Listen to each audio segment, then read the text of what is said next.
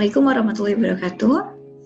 Puji serta syukur kehadirat Allah Subhanahu wa Ta'ala, karena berkat limpahan rahmat dan berkahnya, alhamdulillah kita bisa bertemu pada kesempatan kali ini dalam rangka melanjutkan kuliah kita Business Communication atau komunikasi bisnis, subbab komunikasi lintas budaya.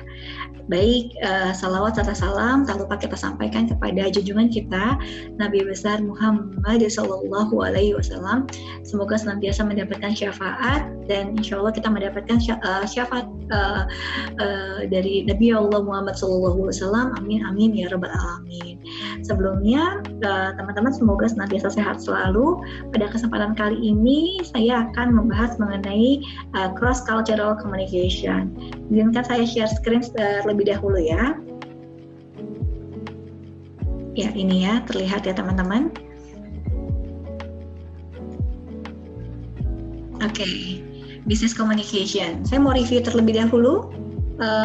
Ada dua kata kunci dalam hal ini, ada kata komunikasi dan bisnis, ya, atau komunikasi itu sendiri dan juga bisnis. Jadi komunikasi itu sendiri apa sih? Sebenarnya komunikasi itu kan adalah pertukaran ide atau gagasan dari komunikator kepada komunikan untuk mencapai kebahagiaan tertentu, konsepsi kebahagiaan tertentu atau tujuan tertentu dalam hal komunikasinya. Lalu komunikasi bisnis ada sisi bisnisnya, ada sisi komersialismenya di dalamnya, ada hal yang bersifat komersial.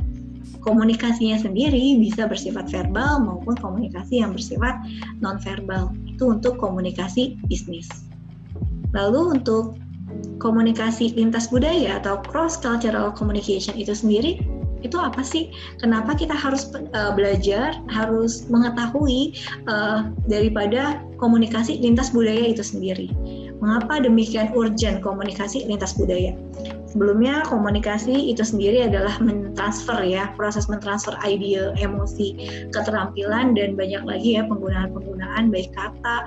Kalau di bisnis itu ada desain ya, atau gambar, atau grafik tertentu, atau angka-angka, tabel tertentu yang melambangkan satu interpretasi tertentu. Lalu itu komunikasi.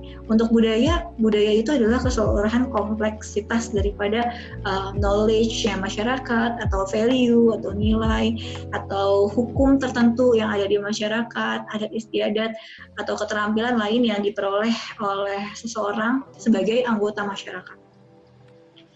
Urgensinya apa? Komunikasi lintas budaya itu kan menjadi pertanyaan sendiri ya. Urgensinya adalah komunikasi lintas budaya itu ketika kita dalam satu bisnis, kita kan komunikasi baik verbal maupun verbal ya. Ketika saya bilang verbal, maka kita berkomunikasi secara bahasa ya teman-teman ya, berbahasa. Baik lisan ya verbal maupun tulisan ya. Verbal itu ada dua, verbal secara lisan, oral, atau secara tulisan. Kita mengirimkan surat tertentu, surat bisnis misalnya, atau memo tertentu kepada departemen tertentu misalnya. Itu adalah komunikasi baik verbal maupun kalau non-verbalnya seperti apa? Non-verbal berarti nggak lisan maupun nggak tulisan ya. Itu ya, harus dipahami dulu nih dasarnya. Non-verbal itu sifatnya dia berupa misalnya body language tertentu, atau gerak tubuh tertentu. Misalnya kita berkomunikasi dengan orang tersebut, lalu orang tersebut dia nggak memberikan feedback berupa lisan atau tulisan, tapi dia cuman begini misalnya,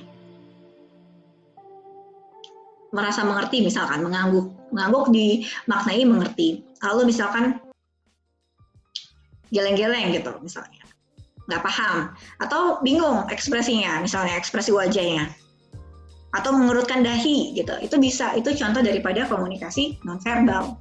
Bisa nggak itu terjadi? Itu sangat bisa sekali gitu. Tapi kita memahami ya sebagai komunikator atau pemilik pesan gitu ya. Itu harus kita pelajari. Karena apa? Kalau misalnya kita tidak pelajari ya, kita tidak memerhatikan aspek-aspek komunikasi yang ada, bahkan di budayanya kita tidak perhatikan. Kalau bicara komunikasi lintas budaya, kita harus bicara dari sisi faktor-faktor budaya yang ada di wilayah atau negara.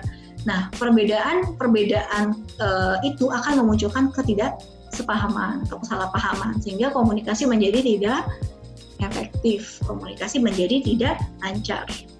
Tidak jarang munculnya apa? Munculnya adalah etnosentrisme. ya, munculnya konflik bahkan berujung pada kerusuhan atau pertentangan antar etnis. Ya, sebagaimana kita ketahui bahwa etnosentrisme itu sendiri adalah kondisi di mana kita menilai budaya orang lain berdasarkan persepsi kita sendiri atau standar kita sendiri gitu. Nah, itu berbahaya. Jadi kita harus terlebih dahulu memahami standar budayanya mereka. Tidak hanya memaknai budaya mereka berdasarkan standar yang kita miliki.